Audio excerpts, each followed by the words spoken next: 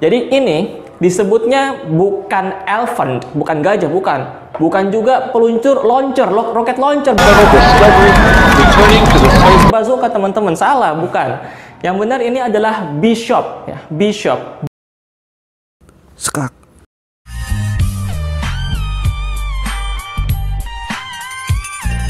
What's up everyone, welcome back to NEC Production, now with me Rizky Wirabrata. Kali ini saya mau membahas satu permainan yang sedang ngetren-ngetrennya nih saat ini. Semua orang pada ngomongin permainan ini nih teman-teman. Apa tuh permainannya? Apakah itu Mobile Legends? Ataukah itu PUBG? Ataukah yang lain? Bukan yang ini teman-teman. Jadi ini permainannya tidak memakai digital atau tidak menggunakan HP. Nah, tapi kita harus memainkan permainan ini dengan cara bergerak teman-teman. Nah, apanya yang bergerak? Langsung aja kita check it out ya. Itu ada yang lagi mainin tuh. Yuk. Catur guys. Lagi pada mikir. Kelamaan makan aja tuh itu. Ini jalan-jalan. Nah. Tuh. Makan. Nah, ini. Jalan sini jalan. Ini pindahin nih. Tuh. Apa sih udah? Tuh. Apa sih udah? Tuh. Apa sih udah? Mana? Nah guys, ini namanya lagi main catur guys. Tuh lama banget guys, nggak kelar-kelar dari tadi. Dari tadi saya di situ, di sini nggak kelar-kelar. Nah teman-teman, sekarang saya mau kasih tahu beberapa nama atau istilah-istilah catur dalam bahasa Inggris. Sekarang kita lihat nih, di sini ada papan nih teman-teman. Ada papan, satu papan itu namanya board ya. Kita panggil itu dalam bahasa Inggris adalah board.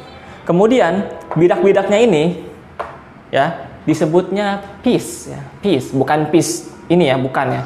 Piece, P-I-E-C-E, P-I-E-C-E, piece ya.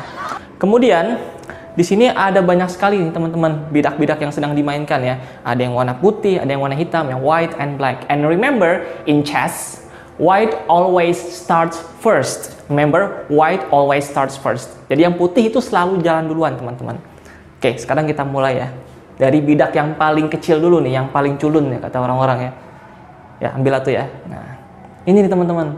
Nah, bidak ini adalah bidak yang tidak bisa mundur, maju aja terus itu. Ini namanya adalah pion ya. Atau in English, we call this pawn. Pawn. P-A-W-N. Pawn. We call this pawn. Ya. Oke. And then after this piece. Kalau orang Indonesia ini bilangnya benteng ya teman-teman ya. Lihat tuh, benteng. Benteng sama kuda, gedean kuda teman-teman ya. Ya, apa-apa. Benteng. Apa nih kalau benteng dalam bahasa Inggrisnya? Mungkin kalau teman-teman ya sering jalan-jalan, mungkin keluar Pulau Jawa di pulau mana itu ada benteng ya. Kita bilangnya fort ya atau fortress. Tapi in English untuk catur ya, benteng untuk catur ini disebutnya adalah rook. Rook ya. R-O-O-K. Rook. Jadi kita menyebutnya benteng bukan fort, bukan fortress. Tapi dalam catur ini disebutnya rook. Oke, balikin teman-teman, ntar diomelin. Nah, lanjut. Nah, bidak yang ini teman-teman ya. Jadi ini jalannya miring, diagonal depan, belakang ya. Ini orang-orang nyebutnya macam-macam nih teman-teman ya. Nggak cuma satu teman-teman. Bilangnya ada yang bilang gajah, ada yang bilang peluncur, ada yang bilang apalah segala macam, ada yang bilang menteri juga teman-teman ya. Saya dulu diajarin sama keluarga saya ini menteri namanya teman-teman ya. Jadi ini disebutnya bukan elephant, bukan gajah, bukan. Bukan juga peluncur launcher, roket launcher. Bazooka teman-teman, salah, bukan. Yang benar ini adalah bishop ya, bishop, B-I-S-H-O-P, bishop ya. Mungkin pada zaman dahulu kala ya, ketika sedang masa-masa medieval ya atau era abad pertengahan itu, kan kalau sedang perang itu ada misionaris ya. Nah, disebutnya bishop itu. Mungkin aja ya, teman-teman ya. Oke, kita balikin lagi. Jatuh teman-teman, sorry nggak sengaja. Ya, lanjut. Saya mau ambil yang ini teman-teman. Nah, ini yang paling unik teman-teman ya, bisa ngeloncatin bidak lain teman-teman ya, si kuda ini ya. Kalau di Indonesia kita nyebutnya ini kuda ya, kuda. Nah, jadi bukan horse ini teman-teman ya, beda. Kalau horse itu kan memang pengertian kuda ya, atau bahasa Inggrisnya kuda itu dalam bahasa Indonesia itu kuda, bahasa Inggrisnya itu horse. Tapi dalam permainan catur kita nggak bisa bilang ini horse, teman-teman. Jadi bukan horse, bukan. Kita menyebutnya ini adalah knight, ya, knight. K-N-I-G-H-T, knight. Jadi bukan horse tapi knight, ya. Jadi jangan sampai salah lagi, teman-teman. Kenapa knight? Karena kalau pasukan kesatria zaman dulu ya, itu biasanya naik kuda ya. Jadi lambanginnya ini sama kuda ya. Mungkin aja, teman-teman ya. Oke, kita balikin lagi. Lanjut sekarang ke dua bidak yang besar ya, yang yang derajatnya itu tinggi ya. Sekarang kita mulai dari si Tarli ya, pinjem. Nah, yang ini dulu nih, teman-teman. Kalau saya dulu diajarinnya namanya ini ster ya, seter. Kalau kehilangan bidak yang ini jadi seteres, teman-teman ya, karena mau lanjutinnya lagi bingung ya, nggak tahu langkah-langkahnya. Oke, banyak yang bilang ini ster, ada yang bilang ini ratu. Yang benar yang mana? Nah, bisa aja sih kalau di bahasa Indonesia dua-duanya itu benar ya. Tapi kalau dalam bahasa Inggris, ini kita sebut sebagai queen, teman-teman. Ratu, queen, Q-U-E-E-N, queen ya. Jadi jangan sampai salah, queen ini. Oke. Kemudian ini adalah bukan salah satu, teman-teman.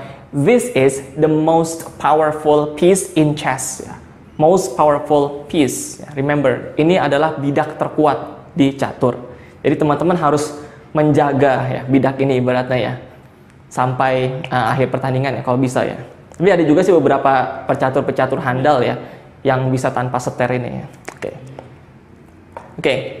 Sekarang yang terakhir si bidak ini nih, teman-teman, yang memang harus dilindungi ya.